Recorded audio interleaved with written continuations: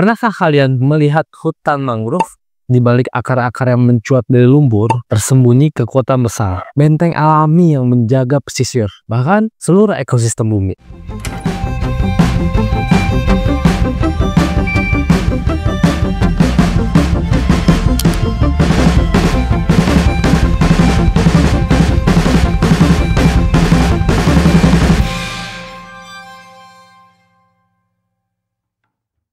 Kita semua tahu bahwa fungsi hutan mangrove bukan sekedar pohon di tepi laut doang. Mereka adalah penahan gelombang, pelindung daratan dan abrasi, bahkan peredam tsunami. Akar-akar mangrove yang kokoh meredam kekuatannya. Lah, tanpa mangrove ini, gelombang bisa langsung menerjang pemukiman. Abrasi bisa menggerus tanah, dan banjir ROB bisa lebih cepat meluas. Mangrove juga memperkuat struktur tanah di pesisir. Di wilayah-wilayah seperti Denmark dan Muara Gembok, banyak desa yang dulu tergerus, kini perlahan pulih berkat tanaman mangrove.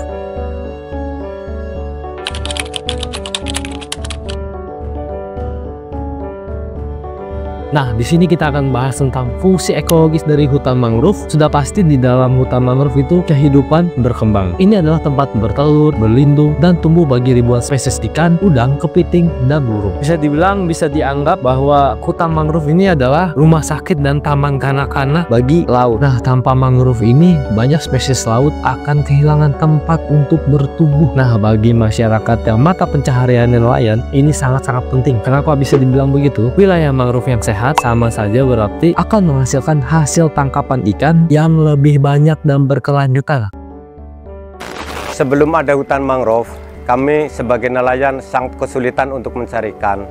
Tapi sekarang setelah adanya hutan mangrove, yang tadinya ikan baramundi sempat hilang, sekarang muncul kembali dan hasilnya sangat melimpah. Kami sebagai nelayan sangat terbantu sekali dan penghasilan kami sangat meningkat sehingga kami sebagai nelayan menjadi sejahtera. Mangrove juga menyaring limbah, menjernihkan air, dan menjadi habitat penting bagi satwa langka seperti oar laut dan kera ekor panjang.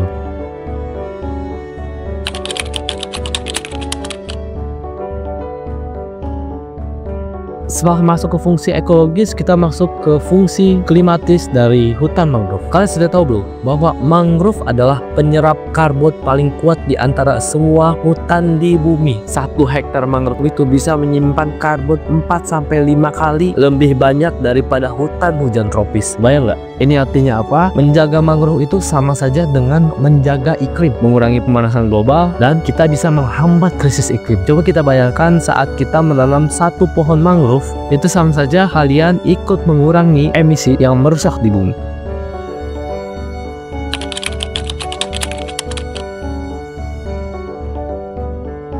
Nah, sayangnya hutan mangrove ini terus berkurang. Di Indonesia saja lebih dari 50% mangrove telah hilang dalam 3 dekade terakhir. Penyebabnya apa aja sih? Yang pertama ya penebangan liar, kedua ya reklamasi dan pembangunan di pesisir, ketiga tambak yang tidak ramah lingkungan, dan terakhir kurangnya kesadaran dari masyarakat. Setiap hektar mangrove yang hilang berarti kita kehilangan pelindung dan mempercepat krisis iklim.